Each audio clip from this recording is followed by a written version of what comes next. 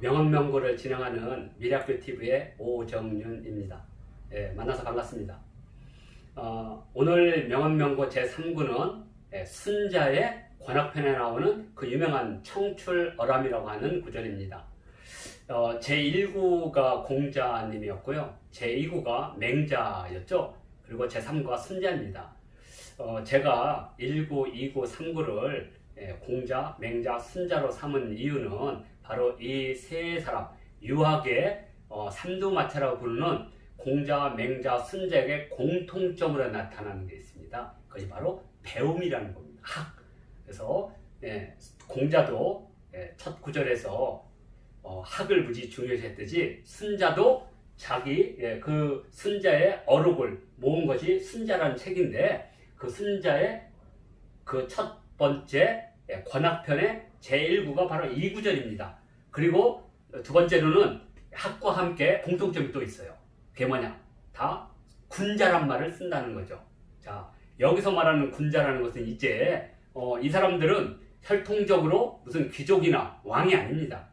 배움을 통해서 인격을 갖추고 그 제자들이 공자가 되고 왕이 되고 군주가 되고, 그래서 뭐 제환공 뭐 이런 식으로 그때는 공후백자남에서 공이 되거나 왕이 돼야 되는데, 그런 사람이 되면 가히 그 제자들을 키워낸 그 학식과 덕망을 높여서 군자라고 부르는 거죠.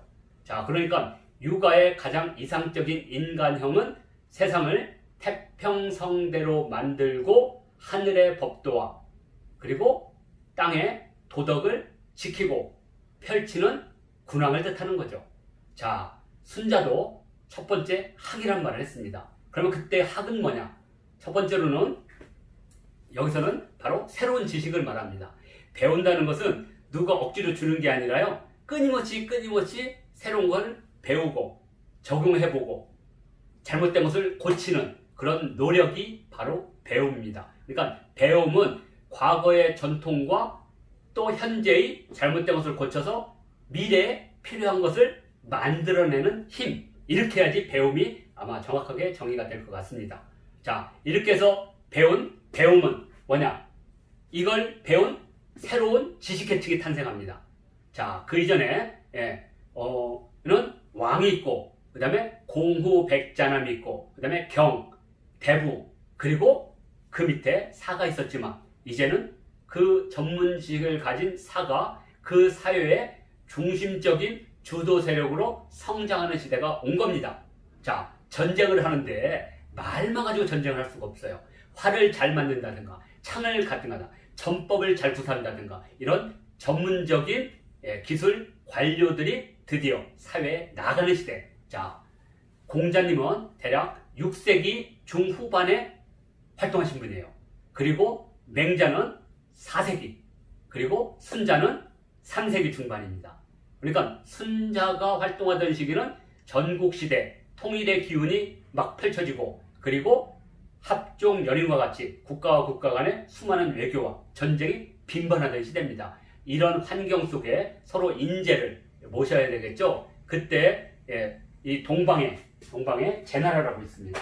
이렇게 황하라면 그때 당시 이 제나라와 새로운 강국을 부상하는 진나라, 이 진나라 사이에 여기 초나라가 있고, 뭐 여기 조나라가 있고, 연나라가 있고, 위나라가 있고, 한나라가 있고, 그래서 이것을 전국시대 7개의 패권을 다투는 칠웅이라고 불렀어요. 자, 그때 바로 이 초나라 출신이었던 순자는 바로 제나라 위왕과 상황이 그때 당시 직하궁에 인재를 모셔다가 부국강병을 꾀하던 시절이었습니다. 그래서 그 직하궁, 그러면 왜 하필이면 직하냐 이거죠. 이 직이라는 것 자체에 뭐가 있느냐? 바로 농업, 경제를 뜻하는 말입니다. 그래서 우리가 종묘 사직할 때 그 직입니다. 주나라의 시조인 기라는 사람이 버려지죠. 그래서 그걸 기라고 합니다. 그런데 살으니까 다시 와서 기르죠. 그래서 그 기라는 아이가 나중에 커서 농사를 담당하는 직이 되죠. 그래서 후직이라고 불렀습니다. 후직. 후라는 것은 우두머리라는 뜻입니다. 그래서 농사를 관정하는 우두머리가 됐고 나중에 주나라가 천하를 지배하면서 후직은 주나라의 시조가 되고 국가를 상징하는 종묘사직의 직이 되죠. 바로 제나라는 부국강병을 위해서 바로 제나라의 수도였던 임치, 태산에 있으면 바로 공자님이 여기 곡부 출신이고 맹자님이 바로 추성 출신입니다. 그래서 대략 한 35km 정도 떨어졌다고 되어 있죠. 바로 이 지역이 바로 제나라를 수도였던 임치입니다. 이 임치에 바로 넓고 넓은 평지에다가 직화궁이라고 해서 거기서 나온 소출로 학자들을 기르고 양성을 했던 거죠. 여기에서 투표를 통해서 각재 수많은 인재들이 각 파를 형성해서 서로 경쟁하는 시대입니다. 여기에서 투표를 통해서 3번이나 직화궁의 학사들의 대표가 돼서 이걸 죄주라고 하거든요. 죄주. 이 정도로 학문적 깊이가 뛰어났던 사람이 순자입니다. 그 순자가 이렇게 말했어요. 군자가 말하기를. 이것은 본인의 말도 되지만 다른 사람의 말을 빌어다가 군자가 말하면 배움이라는 건 뭐냐 이거죠. 배움이라는 것은 내가 지금 모든 학교가 대학을 마치면 공부 안 하잖아요.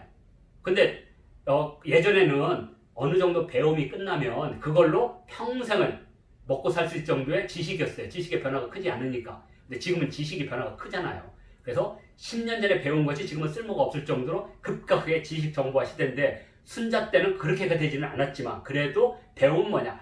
끊임없이 그 사회의 변화에 맞추어서 배워야 된다는 거예요. 그래서 할 수 없다. 이 마침. 그러니까 배움이라는 것은 그칠 수가 없다. 그러니까 뭐냐? 새로운 시대에 끊임없이 주변 국가는 어떻게 하고 이 주변 마을은 어떻게 하고 농사는 어떻게 지내고 수공업은 어떻게 되고 끊임없이 변화를 관찰하고 그걸 적용해야 된다는 거죠. 이게 바로 순자가 말한 학입니다. 자, 그래서 배움은 끝이 없다. 그러면서 2가지 예를 들은 거죠. 하나는 뭐냐? 우리가 푸르다가 하는 것. 푸르다가 하는 것은 여기서는 뭘 말하냐면요. 아이의 성장을 말하기도 하고요. 초목을 말하기도 합니다.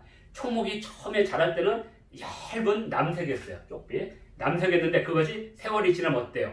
영양분을 먹고 비바람을 이겨내면서 점점 튼튼해지면서 푸른 빛을 띠게 되죠. 그래서 푸른 것은 쪽빛에서 나왔지만, 쪽빛에서 취했지만 이것은 이제 비교사입니다. 이때는 어디에 에라가는 어떤 지역, 장소를 뜻하는 조사라면 여기서는 비교사가 됩니다. 그래서 그 쪽빛에서 나온 그것이 오래 지나면 쪽빛보다 더 푸르다라는 거죠. 왜? 이것은 세월의 변화, 배움의 변화를 말하는 겁니다. 내가 어떤 사람한테 배웠을 때는 한참 밑에 제자지만 이 사람은 배움을 그치지 않아요. 끊임없이 그치지 않으면 언젠가는 이 배움이 자신을 가르친 스승님을 넘게 되죠. 자, 이것을 말하는 겁니다. 똑같은 예로 얼음이라고 하는 것은 물 그것으로 만들었다 이거죠. 얼음이라는 것은 물 그것으로 만들었는데 차가움은 물보다 더 하다는 거죠. 이것도 똑같은 말이죠. 이것도 물이 하나씩 얼기 시작하면 얼음이 되죠. 그래서 그 뿌리는 물이지만 차가움은 훨씬 한 거죠. 자, 그러니까 내가 어떤 스승님으로부터 어떤 가르침을 배워도 배움을 그치지 아니하면 그 배움을 뛰어넘게 되죠. 그러면 이건 무엇을 말하냐? 자, 선언적으로 내가 경험하지 않은 세계의 스승님을 모시고 그 스승님한테 배운 가르침에 만족한다면 영원히 과거 속에 머물게 되죠. 그런데 그 배움을 끊임없이 연구하고 성찰하고 또 배우면 새로운 사회, 앞으로 다가올 미래에 적용되는 좀 더 나은 지식이 탄생하게 되죠. 이것이 바로 청출어람이라고 하는 겁니다. 그러니까 청출어람은 단순하게 제자가 스승보다 뛰어나다는 게 아니라요. 이 전제 조건이 바로 학은 불가 이에서 나온 말입니다. 그러니까 새로운 시대, 새로운 변화에는 배움을 그쳐서는 안 된다. 끊임없이 모든 것을 배워서 그래서 그의 제자인 이사라든지 한비자는 바로 이 세계를 그런 인재들을 모아서 새로운 하나된 통일된 국가를 꿈꾸게 되어 이것을 법가라고 불렀던 거죠. 자, 그래서 이 순자의 이 배움이란 이 속에는 새로운 지식이라는 것, 그리고 이 배움을 배운 인재, 그리고 이걸 바탕으로 새로운 지식과 기술을 끊임없이 연마하면서 새로운 변화를 만들어야 된다는 거죠. 그러면 좀 다른 게 있을 거예요. 공자님이 살았던 시대는 과거의 지식과 경험과 그분들을 받아들임으로써 오늘의 문제를 해결하는 것, 이것을 뭐라고 하냐면 선학론이라고 합니다. 그러니까 선 앞선자에다가 배울 학자, 또는 앞서 있는 왕의, 그러니까 왕도 정치를 하는 그 왕을 본받아서 하는 것, 선왕론이라고 합니다. 공자님은 이런 생각을 가졌어요. 그런 면에서 본다면 순자는 전혀 다른 세계를 가졌어요. 그 사람은 뭐냐? 끊임없이 배워서 다음에 써먹을 공부가 더 중요하다. 이걸 후학론이라고 합니다. 그리고 그런 왕을 실현한 사람들이 나와야 된다는 거죠. 이걸 후학론이라고 합니다. 그러면 공자님은 아무래도 선천적인 경험을 중시한다. 그래서 이것을 우리가 맹자의 성선설이라고 부릅니다. 성선설이라고 하면 착하다 그런 의미도 있지만 다른 한편으로는 가능한 과거의 그런 축적된 경험을 바탕으로 해서 오늘의 문제를 해결하는 그런 경향성. 그러면 순자는 전형적인 바로 성학론, 후천론자입니다. 후천. 그래서 후천적 노력의 중요성을 말하는 겁니다. 그래서 인간의 마음이 선하다 악하다라는 그런 관점을 보는 게 아니라 과거의 경험을 끊임없이 온고하여 새로운 걸 아는 온고지신적 방식은 공자님의 방식이고, 그리고 순자는 그 과거의 그것은 본받되 법권을 하되 새로운 것을 만드는 법고 창신의 방식이 순자 방식이다. 그럼 다시 정리하면 이런 겁니다.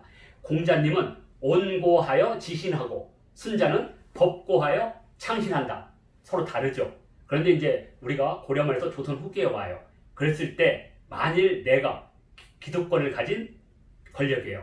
그랬을 때 이 사람들은 새로운 변화를 받아들이냐? 그렇지 않겠죠.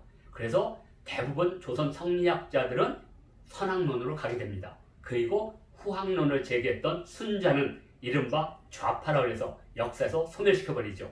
자, 그래서 순자의 후학론 또는 후학론은 혁명적 사유를 바탕으로 하기 때문에 안타깝게도 순자의 맥은 끊어지게 되는 거죠. 그리고 공자와 순자 사이에 맹자는 갈림길이 있었다고 그랬죠. 그래서 맹자의 학문 속에는 과거의 그러한 기술과 경험을 중시하면서도 패도한 왕이 나온다면 그를 엎을 수 있다고 하는 후왕적, 혁명적 사고도 있는 겁니다. 그렇다면 맹자의 오른쪽 팔은 공자 쪽에 가 있는 거고 맹자의 왼팔은 순자한테 가 있다. 그런데 안타깝게도 공자, 맹자로 이어지는 이 계통이 유학의 뿌리가 되면서 그들은 혁신, 기술, 변화보다는 과거의 전통이나 경험을 중시하는 경향으로 가더라 이거죠. 이것이 유학이 갖고 있는 나름대로의 한계성을 갖고 있지 않는가 이렇게 보게 되고, 또 한편으로는 순자적인 전통이 있었는데 이 순자적인 전통은 법과라든지 다른 학문의 계통을 해서 또 하나의 세계를 이룬다. 이렇게 보신다면 공자, 맹자, 순자가 꿈꾸었던 유가의 사상은 거의 비슷하지만 약간의 차이점은 전통적인 것과 변화, 이것을 우리는 순자에 여기서 발견할 수가 있습니다. 정리하면 순자가 권학편에서 말하기를, 군자가 말하기를 배움이라는 것은 그쳐서는 아니 된다. 끊임없이 노력하고 또 배우고 실천해서 새로운 변화에 적용하는 배움을 그쳐서는 아니 된다. 그래서 그 예로 푸르른 것은 남색에서 취했지만 그 푸르름은 남색보다 더 푸르다는 거죠. 이건 뭐냐? 스승으로부터 배운 학문을 게으르지 아니하고 끊임없이 배우며 스승님을 넘어서 새로운 배움의 장을 여는 것이다. 이렇게 얘기했고요. 또 하나는 얼음은 그 물에서 만들어졌지만 차가움은 그 물보다 더하다. 곧 이 두 개에서는 바로 새로운 배움이 새로운 변화를 만들고 이것이 바로 순자가 꿈꾸는 미래다. 이렇게 본다면 순자의 권학편 제3구 청출어람의 사회적 의미를 좀 더 가깝게 접근하지 않았나 이렇게 생각하고요. 제3구가 마음에 드셨다면 구독, 좋아요 누르시고요. 제4구에서 다시 만나겠습니다.